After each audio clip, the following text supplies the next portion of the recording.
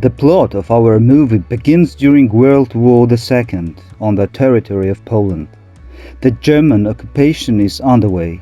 Young Franciszek Blachnicki attempts an unsuccessful escape from prison as he is sentenced to death on the guillotine.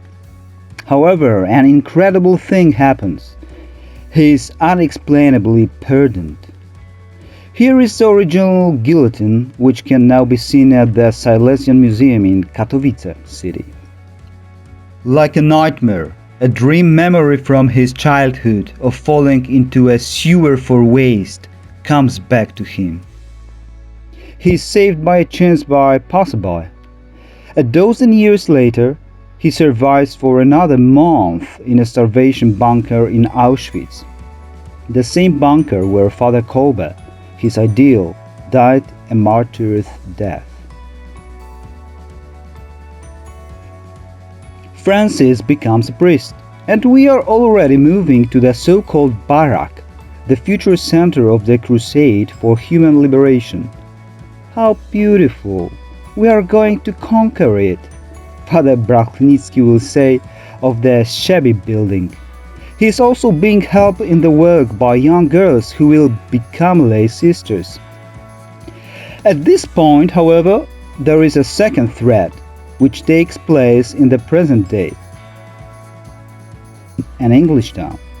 We meet 60-year-old Joe, the alcoholic, who ends up in the sobering up room after a fight in front of a church which has been converted into a pub, a discotheque.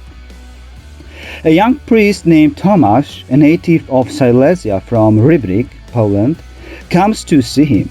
He came to England to help Father Joe at the parish. Yes, at the parish. Because Joe is a priest, an alcoholic, who lost his faith many years ago. Father Thomas gets a shock when the sobering Father Joe is called to a dying man, and instead of a viaticum, he intends to use unconsecrated wafers from the stash in his car. He decides to help Joe, and so by the fireplace his stories and anecdotes from the life of Father Blachnicki begin. He presents colorful, even sensational plots, including the hilarious way in which the priest dealt with the communists, the agent of so-called SB, who were invigilating him. All this arouses Father Joe's curiosity at first, but then gradually a longing for the old way of life, for God, but not so fast. For we see Father Joe spilling wine from an ampoule outside the chalice as the Mass is being celebrated. He is drunk again. Father Thomas discovers that the local confessional is only used to store a mop with a bucket and ironing board. He throws everything out of it and sits in the confessional. However, no penitent shows up. One night he discovers that Father Joe is visited by a woman.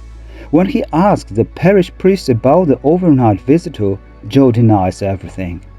Father Thomas invites Father Joe to more fireside chats and continues the story of Father Blachnicki's life. We learn more about the fate of the Barak on Jordana Street in Katowice city, including the secret printing press called the Mine, the ways of hiding in a car with curtains, the figure, how dangerous prophet is, feared by the entire communist world, Our Lady of Fatima. There is also a downright Hollywood fashion show, parading for young ladies, co-workers of Father Blachnicki in clothes, skirts made from packages from America. The SB agents watching everything drop their proverbial jaws. Many other facts related to Kopia Górka in Krościenko village also appear. We learn about the working of the entire SB machine against Father Blachnicki. Well, not every man in a hat is SB agent. There are also agents of God. There appear silhouettes of Cardinal Wojtyla, as a protector of a new community movement, and Primate Wyszynski, who, however, falls victim to surveillance in the episcopate itself. He is distrustful of the progressive post-conciliar efforts of Father Blachnicki, founder of the Youth Oasis. The struggle for Father Joe's sobriety and his conversion continues. Father Thomas even physically stops him from reaching for alcohol. Once a tussle ensues between them, a little fight. Joe lands in the chair, where he stays late into the night, listening to Father Thomas' further stories. Something inside him breaks. He experiences the so-called gift of tears, the beginning of repentance. We moved to Krościenko village for the community days. The emptiness of the store's crisis gives the Oasis members a hard time. But soon, unexpectedly, the Norwegian businessman Jansen sent several truckloads of food for 50,000 Wazovarians. We also have snapshots of the story of agents Jon and Panna from Carlsberg and the mysterious sudden death of Father Blachnicki. Was he poisoned by them? Father Joe reaches for Father Blachnicki notes. He's so heavily read that he does not even hear the invectives of his lover banging on the door.